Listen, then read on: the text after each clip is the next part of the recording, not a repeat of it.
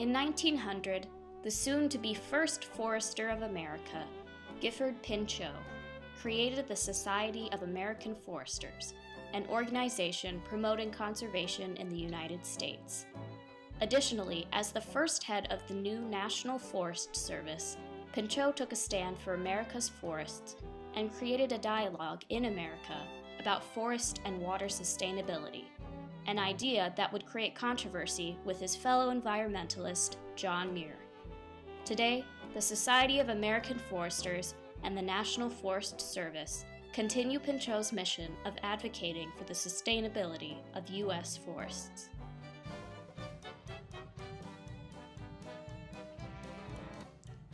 America was home to an abundance of natural resources in the early 1800s. Immigrants and foreigners came to fish, hunt, bargain, and trade. It was in the early 1800s that the logging, lumber, and timber industries caught on in a young America. The difference between logging, lumber, and timber lay in the refinery of the wood and the location it was sold in.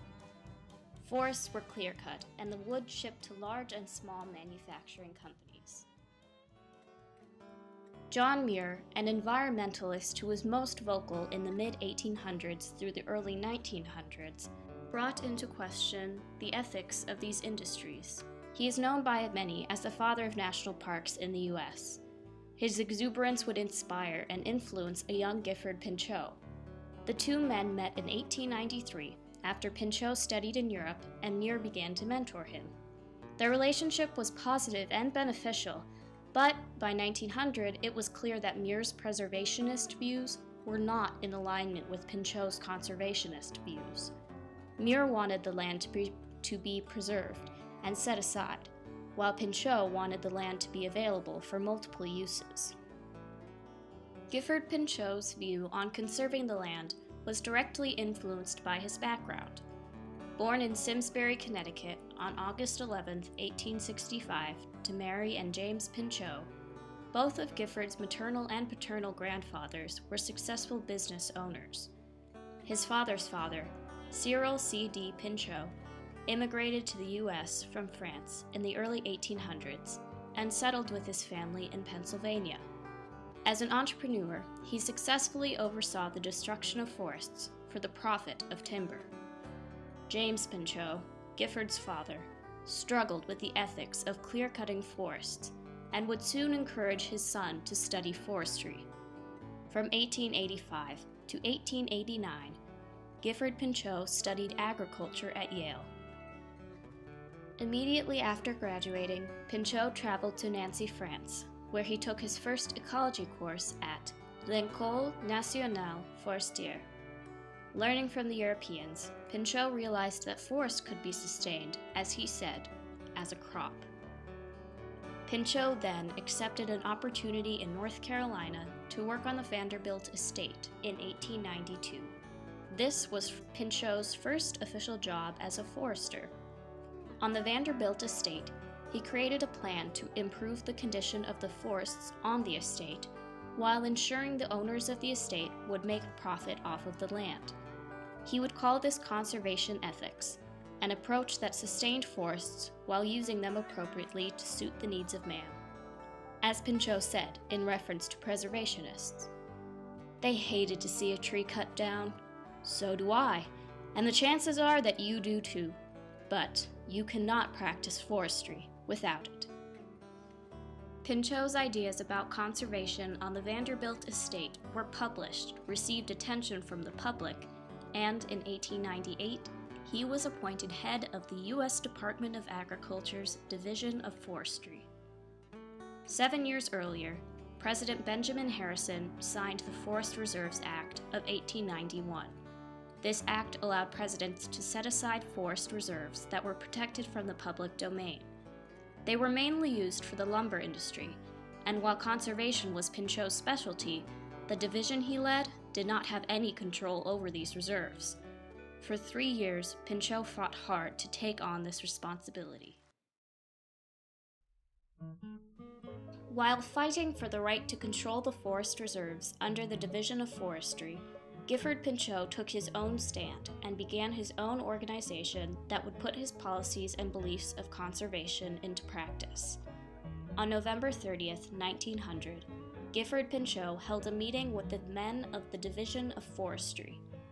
That meeting launched the beginning of the Society of American Foresters. The Society's mission was to unite foresters and frequently discuss current forest concerns. As a consequence of Pinchot's stand to create the Society, a framework was laid for the conservation of forests in the U.S. This framework united, on the one hand, the industries that benefited from the forests, and, on the other hand, the mere preservationists.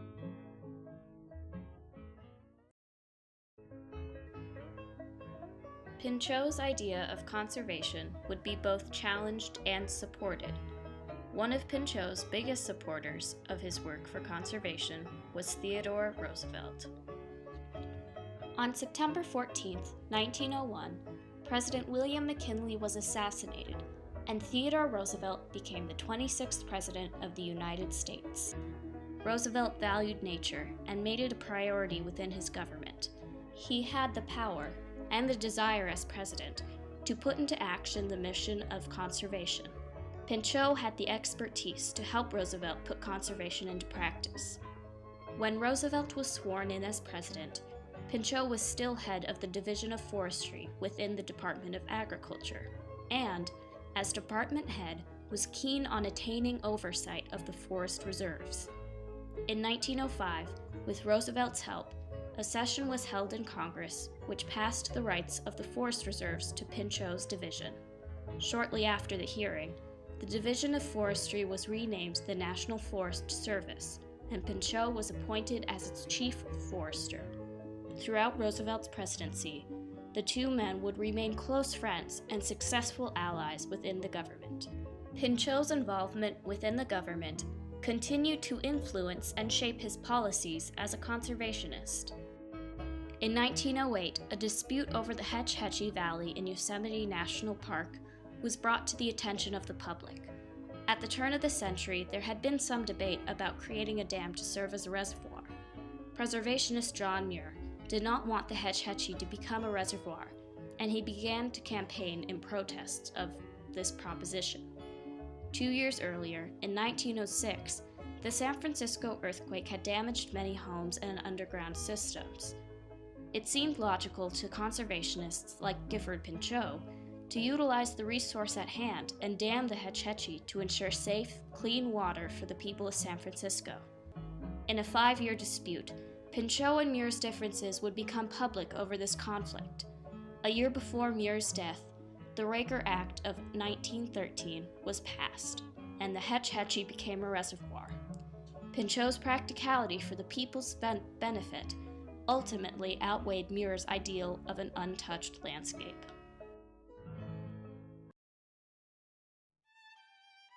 Gifford Pinchot was the first forester in America and was one of many advocates of conservation.